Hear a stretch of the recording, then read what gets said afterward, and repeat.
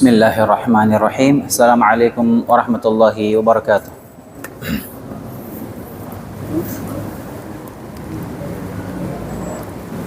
Innal hamdalillah nahmaduhu wa nasta'inuhu wa nastaghfiruh wa na'udzu billahi min shururi anfusina wa sayyiati a'malina. Man yahdihillahu fala mudilla lahu wa man yudlilhu fala hadiya lahu. Asyhadu an la ilaha illallah wahdahu la syarika lahu wa asyhadu anna Muhammadan abduhu wa rasuluh sallallahu alaihi wa ala alihi wa sallama tasliman katsira, amma ba'd.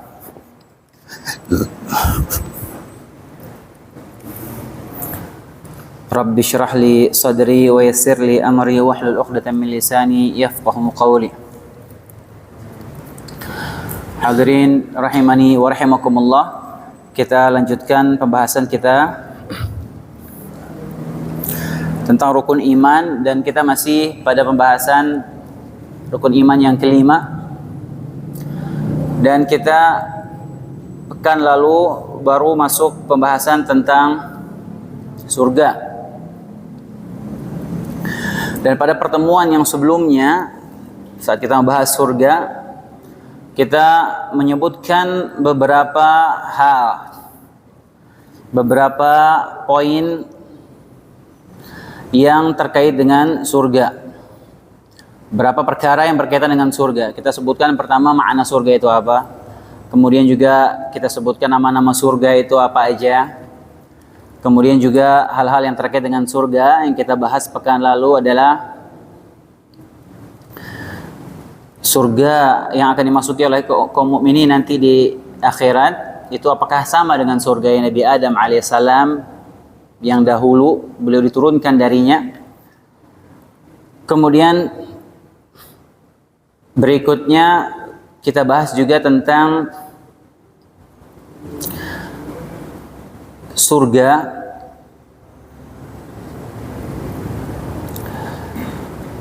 apakah sudah diciptakan atau belum diciptakan. Kita juga sebutkan bagaimana penyimpangan akidah Mu'tazilah di sini yang menyatakan bahwasanya surga itu belum diciptakan. Tidak diciptakan, menciptakan sekarang, nanti diciptakan. Diciptakan sekarang surga berarti Allah melakukan perbuatan yang sia-sia, nggak ada faedahnya surga diciptakan sekarang. Ini akidah Mu'tazilah. Karena mereka, sebagaimana kita sebutkan pekan lalu, mereka kelompok yang sangat menuhankan akal mereka. Dan dalil-dalil yang terkait dengan itu mereka tolak. Maka kita sanggah dengan menyebutkan bahwasanya banyak sekali dalil yang menyebutkan bahwasanya surga itu telah ada. Kita sampai di sini pekan lalu. Kita menyebutkan di antara dalilnya yang menunjukkan bahwasanya surga itu sudah ada saat ini, sudah diciptakan oleh Allah Subhanahu wa taala. Demikian juga dengan neraka. Di antara firman Allah Subhanahu wa taala, "Wasari'u ila maghfiratin min rabbikum wa jannatin 'arduha as-samawati wal ard u'iddat lil muttaqin."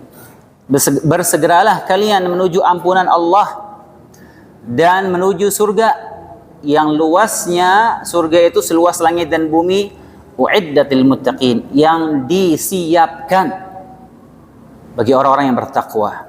Kalimat disiapkan ini menunjukkan bahwasanya surga itu sudah ada saat ini, sudah diciptakan, sudah disiapkan oleh Allah Subhanahu wa taala. Demikian juga ayat yang semisal dengan itu, mirip-mirip dalam surat Al-Hadid, sabiqu ila maghfiratin min rabbikum wa jannatin 'arduha ka'ardis sama'i wal ard. Berlombalah kalian menuju ampunan Allah dan surga yang luasnya seluas langit dan bumi. Uiddatil ladzina amanu billahi wa rusulihi, yang disiapkan bagi orang, disiapkan surga itu sudah disiapkan bagi orang yang beriman kepada Allah dan Rasulnya.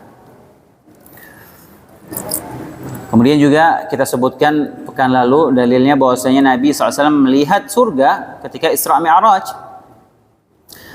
Bukan firman Allah Subhanahu wa taala, "Wa laqad ra'ahu nazlatan ukhra 'inda sidratil muntaha 'indaha jannatul ma'wa."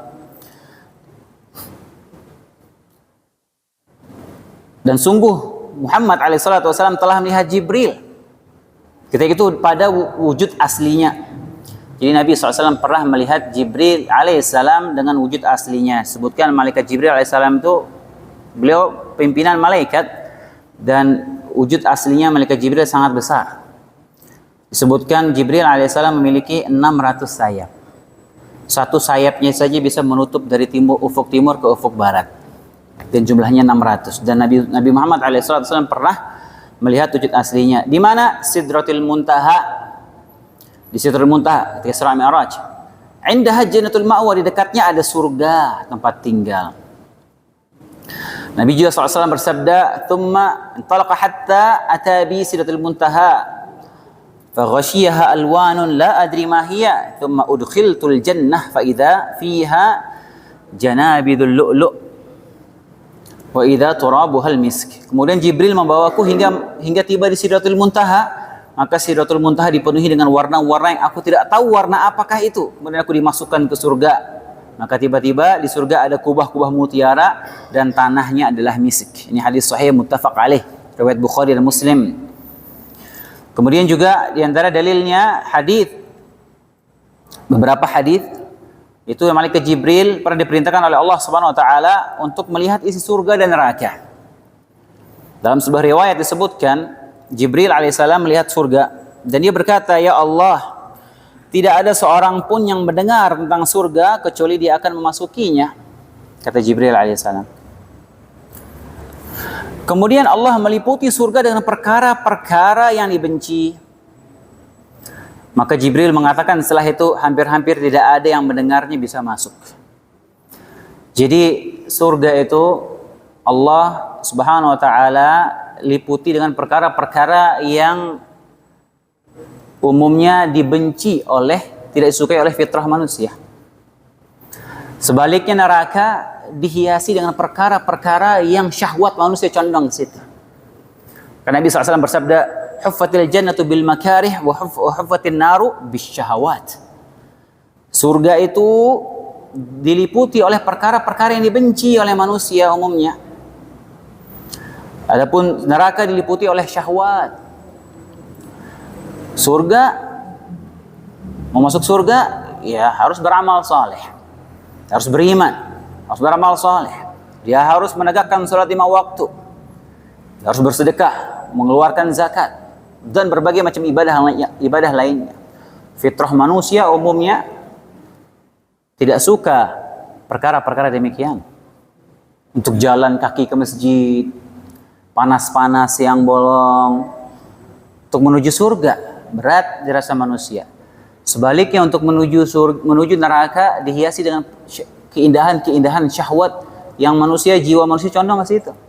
Bahkan terkadang manusia dia rela mengeluarkan uang, dia bayar untuk masuk neraka. Bukankah demikian? Karena sebagian orang dia mengeluarkan biaya untuk bermaksiat kepada Allah Subhanahu wa taala. Demi apa? Demi merasakan kelezatan syahwat yang jiwa manusia suka itu. Syahwat itu. Maka ketika dihiasi dengan perkara-perkara tersebut, Jibril berkata setelah itu, hampir-hampir tidak ada yang mendengarnya bisa masuk, kata Jibril alaihissalam. Itu diantara dalilnya, hadis itu. Bahwasanya surga sudah ada. Kemudian juga diantara dalil lain yang menunjukkan bahwasanya surga itu sudah ada saat ini, sudah diciptakan oleh Allah Subhanahu wa taala, yaitu hadis ketika terjadi gerhana di zaman Nabi alaihissalatu wassalam. Terjadi gerhana. Zaman Nabi SAW terjadi gerhana sekali. Dan ketika terjadi gerhana itu Nabi SAW itu sangat panik, ketakutan. Gerhana, tiba-tiba siang menjadi gelap gulita. Nabi panik. Saking takutnya, saking paniknya Nabi, beliau SAW ingin mengambil ridanya, beliau ambil baju perangnya. Salah ambil, saking paniknya. Kemudian beliau SAW keluar ke rumahnya, mengumpulkan manusia sambil menyeret-nyeret ridanya. Beliau SAW takut Allah menurunkan azab tiba-tiba ketika terjadi gerhana. Beliau SAW khawatir, takut ketika itu terjadi kiamat tiba-tiba. Takut beliau SAW terjadi kiamat. Allah menunjukkan ayat yang begitu besar pada gerhana matahari dan gerhana bulan. Nabi SAW takut, kemudian mengumpulkan para sahabat untuk melaksanakan sholat. Tapi kok di zaman sekarang kita perhatikan, kalau terjadi gerhana, manusia seakan dia rekreasi. Menikmati senyum-senyum, dia foto, bahagia dengan lihat gerhana. Bahkan jika terjadi satu gerhana, bahkan terjadi di titik ini, di negara ini, di kota ini, Biasanya orang-orang bahkan dari luar negeri dari setahun sebelumnya dia sudah booking hotel di situ untuk dia tamasya menikmati gerhana itu. Itulah tanda bahwasanya sudah terlalu banyak dosa, kotoran dosa yang menyelimuti hati kita. Sehingga tanda kebesaran Allah yang begitu besarnya ditunjukkan depan mata kita tidak menjadikan kita takut kepada Allah Subhanahu wa taala. Antum bayangkan itu matahari, bulan ditumpuk di depan mata kita. Matahari tertutup, siang jadi gelap gulita. Allah tunjukkan kekuasaannya. Manusia malah ketawa-ketawa, dia foto-foto, dia bahagia, dia gembira. Coba kalau seandainya itu bulan tidak digeser oleh Allah Subhanahu wa taala, matahari ditutup, nggak geser lagi, maka kita semua akan binasa di dunia, di muka bumi ini, hadirin. Dan ketika terjadi gerhana, Ibnu Abbas radhiyallahu taala anhuma menceritakan, khasafatis syamsu ala ahdi Rasulullah SAW fasalla, terjadi gerhana di zaman Nabi alaihi salatu wasallam, kemudian beliau salat gerhana. Ketika di tengah salat, ya kita tahu salat gerhana kan panjang, di tengah salat para sahabat melihat Rasulullah SAW agak maju seperti ingin mengambil sesuatu. Ini hadis sahih muttafaq alaih, Bukhari Muslim. Nabi di tengah-tengah salat seperti maju ingin meraih sesuatu di depannya. Kemudian tidak lama kemudian Nabi tiba-tiba mundur seperti ketakutan. Maka setelah selesai salat, para sahabat bertanya, Ya Rasulullah, ra'ainaka tanawalta syai'an fi maqamik, thumma ra'ainaka taka'ka'ta. Wahai Rasulullah, kami melihat engkau maju ingin mengambil sesuatu di depanmu, kemudian kami melihat engkau mundur, seakan engkau takut, wahai Rasulullah. Qal inni uritul jannah fatanawaltu minha unqudan lau akhadtuhu la akaltum minhu ma baqiyatid dunya. Sungguh telah diperlihatkan kepadaku surga, dan aku hendak mengambil setandan buah di hadapanku, buah surga di hadapanku dibukakan. Aku mau ambil setandan buah yang kalau seandainya berhasil aku ambil, kalian makan buah itu gak akan habis sampai kiamat, sampai binasa dunia ini. Dari perkataan Nabi SAW tersebut, kalau seandainya aku berhasil ngambil atas kalian makan buah itu, maka kalian akan memakannya sampai selama umur dunia ini. Menunjukkan apa? Menunjukkan surga sudah ada dan buahnya itu memungkinkan untuk diambil. Bisa diambil. Artinya apa? Surga sudah ada dengan segala isinya. Afwan, anak izin minum. Bismillah.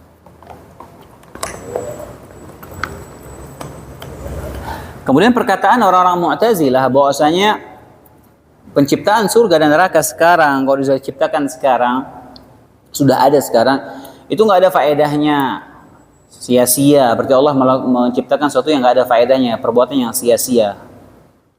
Maka mereka tolak itu dalil-dalil. Maka kita bantah, kita sanggah, justru dalil-dalil menunjukkan bahwasanya surga sekarang ini sudah ada dan ada faedahnya. Di antaranya apa? Bahwasanya ruh orang mukmin yang telah meninggal dunia itu seperti burung yang berjalan-jalan di surga. Ini sudah pernah bahas ini ketika bahas pembahasan yang lalu. Nabi SAW bersabda, Nasamatul mu'min idha mata ta'irun ta'allaqa bi syajaril jannah hatta yurji'hu Allah tabaraka ta'ala ila jasadihi yauma yub'atsu Allah. Ruh seorang mukmin jika meninggal adalah burung-burung yang bergantung di pohon-pohon surga hingga Allah mengembalikan ke jasadnya nanti pada hari kebangkitan. Ini menunjukkan ruh orang mukmin yang sudah meninggal dunia, dia menikmati ruhnya, merasakan kenikmatan surga. Ini juga menunjukkan surga sudah ada faedahnya untuk ruhnya orang mukmin bisa ke sana. Demikian juga hadis sahih riwayat Muslim menjelaskan bahwasanya ruh para syuhada, orang yang mati syahid juga sama, juga berada di surga. Nabi SAW bersabda, arwahuhum fi jawfi tayrin khudrin. Ruh para syuhada berada dalam rongga burung yang berwarna hijau, yang mempunyai banyak pelita yang bergantungan di arsy Allah. Ia dapat keluar masuk surga sesuka hati, kemudian beristirahat lagi di pelita-pelita itu. Ini hadis sahih riwayat Muslim. Ada faedahnya. Para syuhada dimuliakan oleh Allah Subhanahu wa taala, ruh mereka berada di rongga burung yang ada di surga. Mereka bisa keluar masuk sesuka hati. Kemudian di antara faedahnya surga sudah ada sekarang, bahwasanya seorang nanti setelah meninggal dunia, jika dia seorang yang baik, seorang yang saleh, di alam barzakh nanti setelah dia meninggal dunia, maka akan dibukakan pintu menuju surga dan diperlihatkan tempatnya di surga dan didatangkan hawa surga, angin surga ke tempatnya di alam barzakh. Kita sudah pernah bahas juga ini. Orang-orang yang saleh, Nabi SAW bersabda, "Inna ahadakum idza mata 'urida 'alaihi maq'adahu bil ghadati wal 'ashi. In kana min ahli al-jannah fa min ahli al-jannah, in kana min ahli an-nar fa min ahli an-nar. Fa yuqal hadza maq'aduka hatta yab'atsaka Allahu yaumal qiyamah." Sungguhnya salah seorang dari kalian jika meninggal dunia nanti, maka akan dilihatkan tempatnya di surga atau di neraka. Di setiap pagi dan petang di alam barzakh. Jika dia penghuni surga, maka dia akan menjadi penghuni surga. Kalau dia penghuni neraka, maka dia akan menjadi penghuni neraka, diperlihatkan tempatnya di neraka. Kemudian dikatakan kepadanya, setiap hari, setiap pagi dan petang, itu tempatmu nanti. Kalau dia penghuni surga, itu tempatmu nanti di situ. Kalau setelah hari kiamat, masuk surga, kamu di situ tempatmu nanti. Penghuni neraka juga, di setiap hari bukan nerakanya, itu tempatmu nanti di situ.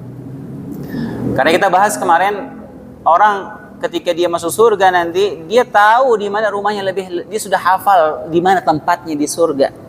Langsung jalan dia, di mana tempat rumahnya di sana, dia tahu langsung. Hatam sudah hafal jalan. Loh kenapa? Karena setiap hari dibukakan ketika dia di alam barzakh. Hadis sahih. Makanya di alam barzakh nanti setelah kematian cuma ada dua opsi ya. Cuma ada dua pilihan. Kuburan kita enggak menjadi taman-taman surga, ia akan menjadi emperan-emperan neraka. Tidak ada pilihan ketiga. Pilihannya cuma dua. Kuburan kita nanti mau jadi apa? Wa'iyadzubillah. Kemudian juga itu faedahnya surga sudah ada sekarang. Manfaatnya itu bagi orang-orang yang sudah ribuan tahun meninggal dunia. Nabi Adam alaihissalam, dari Nabi Adam alaihissalam sampai sekarang meninggal dunia, mereka di alam barzakh.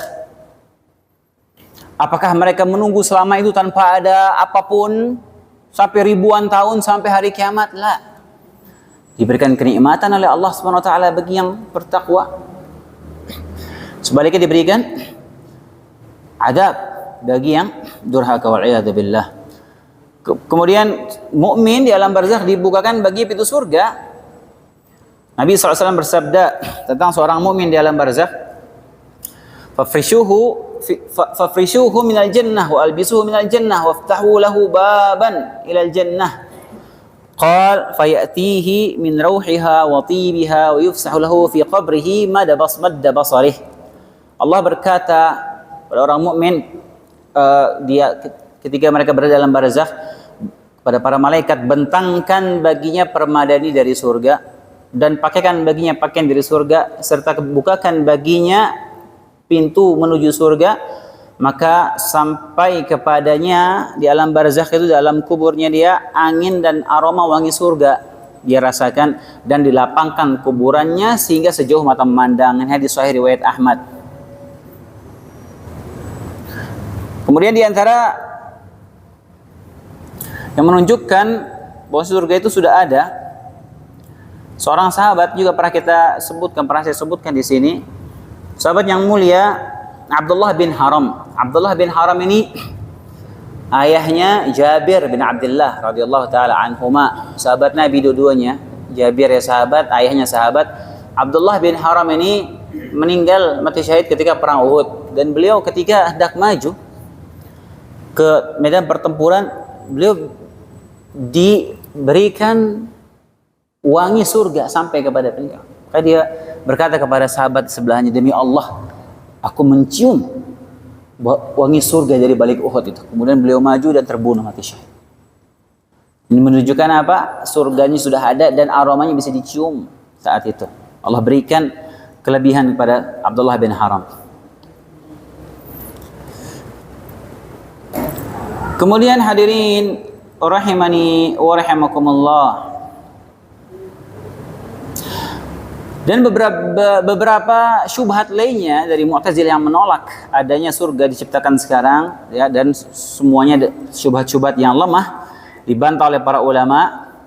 Tapi kita tidak bahas seluruhnya untuk mempersingkat waktu. Kemudian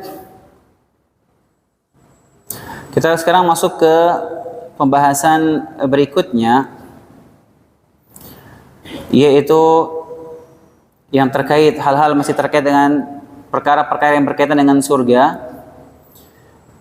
Yang keempat, tadi sudah ya, bahwasanya surga itu sudah ada. Sekarang yang keempat, bahwasanya surga itu bertingkat-tingkat. Surga itu bertingkat-tingkat.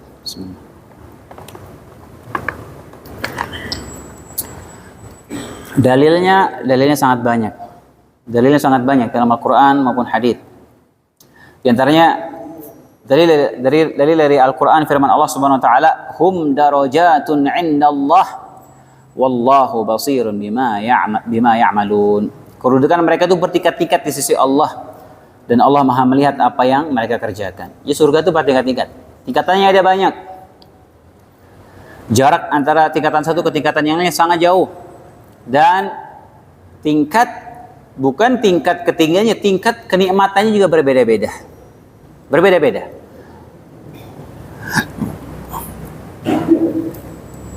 Disebutkan tingkat paling rendah surga itu yang kenikmatannya paling rendah, yaitu raja terbesar di dunia yang pernah ada 10 kali lipat dari itu kenikmatannya. Nah, itu sudah luar biasa hadirin, luar biasa. Jadi raja yang paling besar yang pernah ada di dunia. Siapa raja yang paling besar yang pernah ada dalam sejarah di dunia? Siapa? Nabi Sulaiman alaihissalam. Nabi Sulaiman luar biasa ya. Kekayaannya luar biasa, kekuatan pasukannya luar biasa, 10 kali lipat dari itu. Itu yang paling rendah. Dan tingkat-tingkat kenikmatannya berbeda-beda. Dan dalilnya ini kita sebutkan, di antaranya tadi itu surat Al-Imran ayat 163. Kemudian di antaranya firman Allah Subhanahu wa taala, la yastawi minkum man anfaqa min qabli al-fath wa qatal ulaika a'zamu darajatan min alladhina anfaqu min ba'di wa qatalu wa kullan wa'ada Allahul husna wallahu bima ta'maluna khabir. Ini sudah kita sebutkan pekan lalu tentang orang yang beramal soleh, sahabat yang dia beramal soleh sebelum Fathu Makkah sama setelah Fathu Makkah. Beda dia tingkatan surganya, beda derajatnya. Allah sebutkan di sini tidak sama bagi yang berinfak, infakkan hartanya dan berjihad sebelum Fathu Makkah. Sahabat-sahabat yang masuk Islam duluan sebelum Fathu Makkah, orang-orang luar biasa. Sahabat-sahabat yang kedudukannya lebih tinggi dibandingkan sahabat yang masuk Islam setelah Fathu Makkah. Tapi wa kullan wa'adallahu husna, kata Allah, semuanya Allah janjikan surga, tapi surganya bertingkat-tingkat. Demikian juga dalil kita juga sebutkan pekan lalu tentang tidak sama antara orang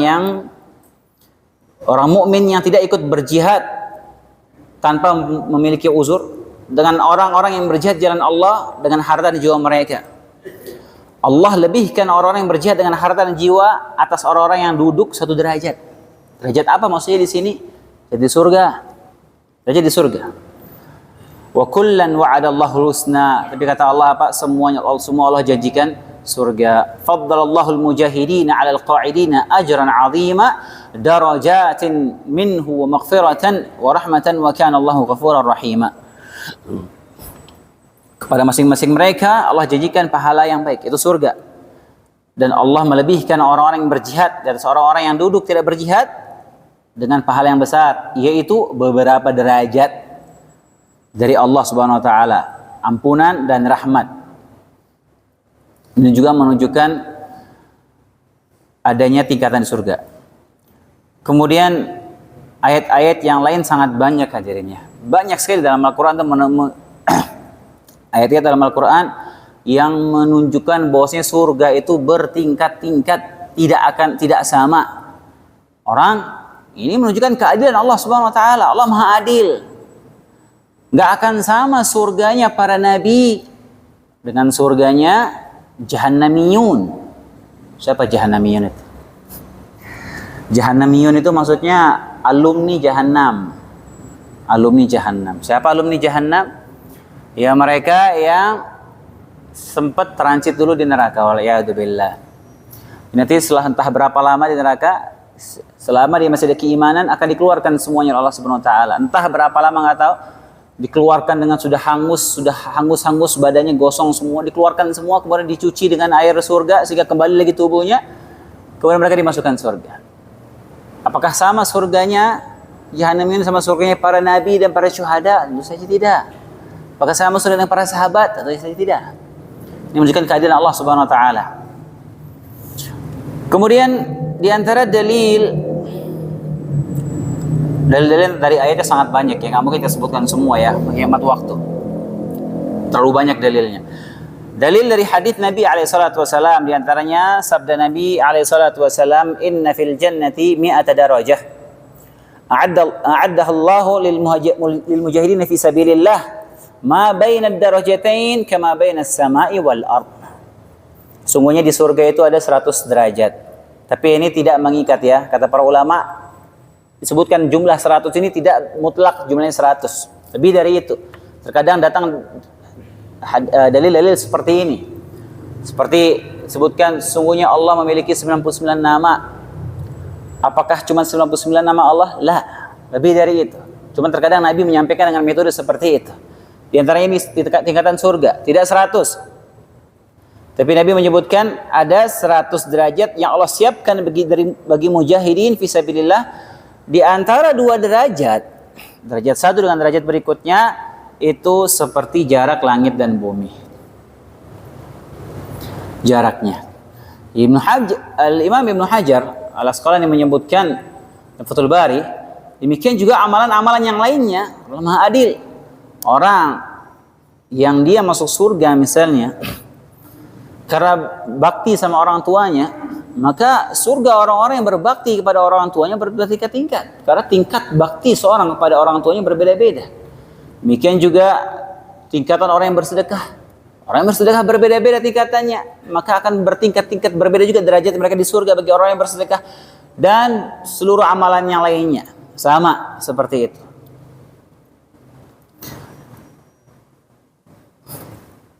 Dan beberapa dalil lainnya, dari hadis Nabi SAW yang menyebutkan bahwasanya surga itu bertingkat-tingkat. Dan juga di antaranya firman Allah SWT, mungkin kita sudah hafal juga ayatnya, yarfa'illahu alladhina amanu minkum walladhina utul ilma darajat. Allah akan mengangkat derajat seorang yang beriman di antara kalian. Orang yang beriman diangkat derajatnya oleh Allah SWT. Dan dikhususkan lagi orang yang menuntut ilmu, bagi seorang menuntut ilmu ditinggikan lagi oleh Allah beberapa derajat.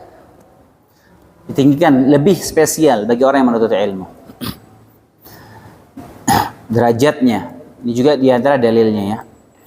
Kemudian hadirin rahimani wa rahimakumullah. Pembahasan berikutnya,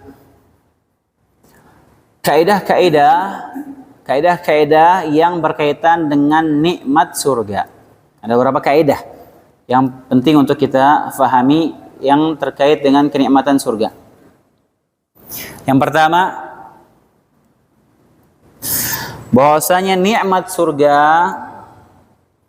itu tidak bisa kita bayar, tidak bisa kita tebus dengan amal soleh kita.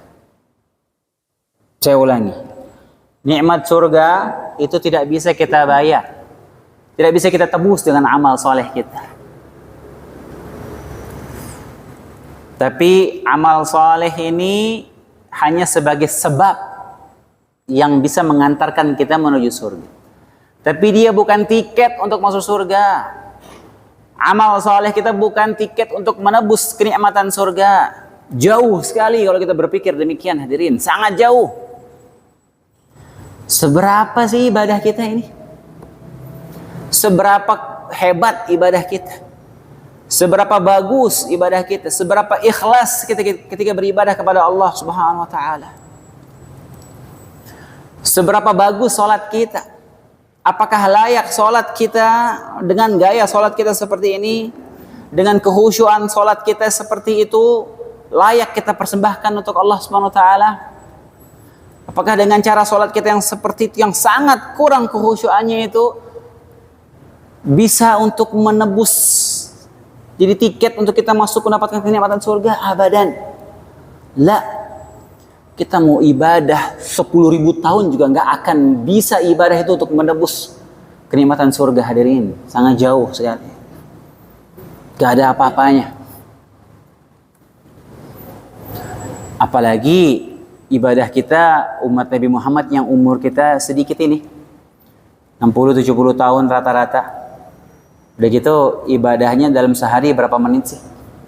Kalau kita hitung, coba berapa menit kita sholat, berapa menit kita berzikir, berapa menit kita baca Al-Quran dalam sehari, sama waktu-waktu yang kita lalaikan. Bahkan terkadang wa'iyadzubillah waktu kita gunakan untuk bermaksiat kepada Allah Subhanahu wa taala. Terus ibadah yang sedikit itu jadi tiket kita buat masuk surga gitu. Untuk menebus kenikmatan surga, untuk menebus bidadari surga selamanya, abadan, selamanya tanpa ada batasan waktu. Selama-lamanya nggak mungkin. Jadi amal ibadah kita bukan tiket untuk menebus surga, tapi dia hanya sebagai sebab saja. Nabi alaihissalatu wassalam bersabda dalam hadis sahih riwayat Bukhari dan Muslim, lan yudkhila ahadan amaluhu al-jannah. Amalan seorang hamba tidak akan memasukkannya ke dalam surga. Sahabat bertanya, qalu wala anta ya Rasulullah? Wala anta ya Rasulullah? Begitu juga dengan engkau ya Rasulullah. Amalmu tidak bisa menebus surga, masukkan ke dalam surga. Kata Nabi SAW, wala ana. Iya, saya juga demikian. Amal saya nggak bisa untuk masukkan saya ke dalam surga. Illa ayataqabbanani Allah. Illa ayataghammadani Allahu bifadlihi wa rahmatihi. Hanya saja Allah melimpahkan karunia dan rahmatnya kepadaku. Dalam riwayat lain Nabi SAW menyebutkan, la yadkhulul jannah ahadun bi'amalihi walakin birahmatillah. Tidaklah seorang masuk surga dengan amalnya, tapi dia masuk surga karena rahmat Allah Subhanahu wa taala. Jadi masukkan kita ke surga itu rahmat Allah Subhanahu wa taala, bukan amal kita yang sedikit itu. Jadi nggak cukup ya amalan kita segitu untuk menebus surga, kenikmatan surga yang begitu luar biasanya, nggak cukup. Tapi karena rahmat Allah Subhanahu wa taala, walaupun Nabi juga demikian. Ini bukan berarti amal soleh itu tidak ada manfaatnya, bermanfaat. Justru amal soleh itulah yang menjadi sebab seorang bisa masuk surga. Sebabnya. Dan terlalu banyak dalil yang menunjukkan bahwasanya amal-amal soleh kita kerjakan di dunia ini akan bermanfaat nanti di surga. Bermanfaat. Di antaranya juga untuk menentukan derajat seorang di surga dari amal solehnya. Jadi nggak sama surganya orang yang dia mungkin sholat malamnya 3 rakaat sama orang yang sholat malamnya 11 rakaat. Beda kualitas tingkatan surganya. Dan dalil yang menunjukkan bahwasanya amal soleh itu bermanfaat untuk surga, untuk di surga nanti, di antara firman Allah Subhanahu wa taala. Dan ini juga banyak ya Allah sebutkan, alladzina tawaffahumul malaikah thayyibin yaquluna salamun alaikum udkhulul jannata bima kuntum ta'malun. Itu orang-orang yang diwafatkan dalam keadaan baik oleh para malaikat dengan mengatakan kepada mereka, salamun alaikum, masuklah kamu ke surga disebabkan apa yang telah kamu kerjakan. Dalam ayat lain Allah berfirman, wa amma man utiya kitabahu bi yaminihi fayaqulu ha umqra'u kitabiyah inni dhanantu anni mulaqin hisabiyah fahuwa fi 'ishatin radiyah fi jannatin 'aliyah qutufuha daniyah kulu washrabu hanian bima aslaftum fil ayyamil khaliyah. Orang yang diberikan kitab dengan tangan kanannya, dia berkata, ambillah, baca kitabku ini. Sungguhnya aku yakin suatu saat aku akan menerima perhitungan terhadap diriku. Maka orang-orang itu dalam kehidupan yang diridhai, dalam surga yang tinggi, buah-buahnya dekat, dan dikatakan kepada mereka, makanlah dan minumlah dengan sedap, dengan nikmat, disebabkan amal yang telah kamu kerjakan di hari-hari yang telah lalu. Baik, lalu bagaimana mengkompromikan dua dalil ini? Seakan-akan zahirnya dalil ini berkontradiksi, bertolak belakang. Nabi menyebutkan masuk surga karena rahmat, bukan karena amal. Tapi dalam banyak ayat telah menyebutkan bima kuntum ta'malun, bima kuntum ta'malun. Karena apa yang telah kalian kerjakan, karena amalan-amalan kalian. Maka para ulama menyebutkan masalah ba di situ, huruf ba sababiyah dalam bahasa Arab. Walhasil intinya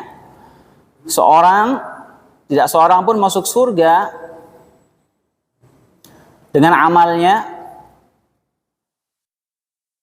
Maksudnya adalah dia tidak masuk surga dengan amalan tersebut sebagai pembayarnya, menebusnya lah.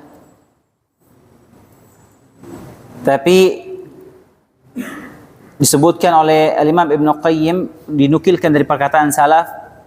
Imam Ibn Qayyim berkata, "An-najatu minan nar bi'afwillah, dukhulul jannah birahmatihi, wa iqtisamul manazil wad darajat bil a'mal." Selamat dari neraka itu karena ampunan Allah Subhanahu wa taala. Masuk surga itu karena rahmat Allah, dan pembagian tempat tinggal, istana dan tingkatan-tingkatan di surga itu dengan amal soleh. Jadi bukan amal soleh sebagai penebusnya, bayar, buka pintu surga pakai amal lah. Tapi dia mengantarkan ke surga. Kenapa? Karena kita masuk surga dengan rahmat Allah, dan di antara sebab kita bisa mendapatkan rahmat Allah dengan cara apa? Dengan cara beramal soleh. Bagaimana dia mau dirahmati oleh Allah SWT kalau dia tidak beramal soleh? Maka itu dia kesimpulannya. Jadi amal soleh itu bukan tiket ya untuk bayar kenikmatan surga yang abadi, di kenikmatan yang sempurna, tapi amal itu jadi sebab kita untuk bisa masuk surga, sebabnya. Tapi dia bukan tiketnya. Jadi kesimpulannya masuk surga itu dengan rahmat Allah Subhanahu wa taala, dan rahmat Allah itu diraih dengan amal saleh. Kemudian kaidah kedua terkait dengan kenikmatan surga, hadirin rahimani rahimakumullah, yaitu semua yang disebutkan di surga tentang kenikmatan-kenikmatan di surga, yang namanya itu penyebutannya atau namanya sama dengan yang ada di dunia, itu hanya sekedar sama namanya saja, tapi hakikatnya tidak sama. Jadi jika penyebutan kenikmatan di surga itu sama dengan yang ada di dunia, itu cuma sama namanya saja, bukan sama hakikat dan wujudnya, nggak mungkin sama. Ibnu Abbas radhiyallahu taala anhuma, al-mufassirul Quran, ahli tafsirnya umat ini, berkata, laisa fil jannah syai'un mimma fid dunya illa al-asma. Tidak ada sesuatu di surga dari perkara-perkara di dunia kecuali hanya sekedar sama namanya saja. Hakikatnya jauh berbeda. Kayak disebutkan bahwa di surga itu ada taman. Jangan samain sama taman di sini. Disebutkan di surga itu ada sungai. Bayangan kita langsung apa? Ciliwung. Karena yang terekam di otak kita ya kali Ciliwung, kali apa lagi. Namanya sama sungai, tapi hakikatnya berbeda. Ya, taman juga. Makanya di surga itu disebutkan ada surga madu, ada surga susu, surga khamar. Disebutkan sungai di surga itu dia nggak ada lekukannya. Jadi kayak ngambang. Kita mau bayangin juga susah. Jadi kalau sungai kita di dunia kan dia ada lekukannya lah ya, tempat airnya. Kalau di surga nggak ada, dia datang. Entah itu bagaimana bentuknya, seperti itu riwayatnya datang. Surga dari madu, surga kita nggak sama. Disebutkan juga di surga ada anggur, inab, anggur surga. Ya masa iya sama anggur di dunia? Anggur di surga sama anggur kita beli di pasar sini, Bang Ampuan, ya nggak mungkin sama. Demikian juga perempuannya, wanita surga luar biasa. Ya disebutkan nanti mungkin akan kita bahas ya tentang bidadari surga itu nanti entah di pertemuan yang kapan. Disebutkan diberikan gambaran yang kita mau coba bayangkan pun nggak akan bisa kita bayangkan hadirin. Antum tahu disebutkan bidadari surga itu antum bisa ngaca di hatinya dia. Coba antum bayangin. Hatinya tuh bisa ngaca. Terus dia punya sumsum tulang di betisnya kelihatan. Antum disebutkan kalau bidadari surga itu dipeluk nggak lepas 70 tahun nggak bosan-bosan. 70 tahun. Kita mau bayangkan juga nggak bisa. Kita mau bayangkan bingung gimana kok bisa ngaca di hati gimana bentuknya. Karena keindahan yang luar biasa sampai seperti itu. Minal husni kata Nabi SAW. Karena keindahannya. Dan berbagai macam kenikmatan yang lainnya nggak akan sama ya. Disebutkan ada divan-divan, sofa-sofa dan yang lainnya. Sekedar sama namanya saja hakikatnya jelas berbeda ya. Nggak mungkin kita bisa samakan. Kemudian kaidah yang berikut tentang kenikmatan surga, apapun yang terlintas terbetik di benak kita membayangkan kenikmatan surga pasti keliru sudah. Pasti keliru, nggak akan sama. Nggak akan bisa sama. Pasti surga lebih baik dari yang bisa kita bayangkan karena ya daya khayal kita mentok di situ. Daya khayal kita mentok seperti kita sebutkan pekan lalu apa yang ditangkap oleh panca indera kita mentok di situ sudah. Allah berfirman, "Fala ta'lamu nafsun ma ukhfiya lahum min qurrati a'yun jazaa'an bima kanu ya'malun." Tidak ada seorang pun yang mengetahui berbagai nikmat yang menanti mereka, yang indah dipandang sebagai balasan bagi mereka atas apa yang mereka kerjakan. Allah menyebutkan tidak ada yang mengetahui nikmat yang menunggu mereka. Kemudian juga dalam hadis qudsi Allah berfirman, "U'iddat li'ibadis salihin," disiapkan bagi hamba-hambaku yang saleh, "ma la 'ainun ra'at wa la udhunun sami'at wa la khatara 'ala qalbi bashar." Disiapkan bagi hamba-hambaku yang saleh apa yang tidak pernah terlihat oleh mata mereka, enggak pernah didengar telinga mereka dan tidak pernah terlintas di benak mereka sama sekali. Apapun yang mereka bayangkan enggak bisa sudah nyampe apa yang disiapkan di surga. Enggak akan sama. Nggak akan bisa kita bayangkan, kita mukhayalkan nggak bisa. Jadi apa aja yang kita bayangkan tentang kenikmatan surga pasti berbeda, pasti keliru sudah. Mau bayangkan gimana cantiknya bidadari surga, nggak bakal bisa nyampe sana otak kita. Jangankan mau bayangin bidadari surga, kita mau bayangin gimana gantengnya Nabi Yusuf alaihissalam, coba antum bayangin. Nggak akan ketemu gimana gantengnya. Nggak akan bisa kita bayangkan. Karena Nabi SAW, Nabi Yusuf diberikan setengah ketampanan dunia. Setengah. Antum bayangin. Yang sampai perempuan ngelihat dia potong jarinya pakai pisau, dia nggak sadar, nggak berasa saking gantengnya ini orang. Mana ada di sekarang yang bisa sampai bikin wanita seperti itu. Kita mau bayangkan, iya, mentok entah wajah siapa kita bayangkan. Nggak bisa kita bayangkan sudah. Apalagi bidadari surga. Kemudian kaidah berikutnya terkait kenikmatan surga, apapun yang diminta di surga yang kita inginkan pasti dikabulkan oleh Allah Subhanahu wa taala.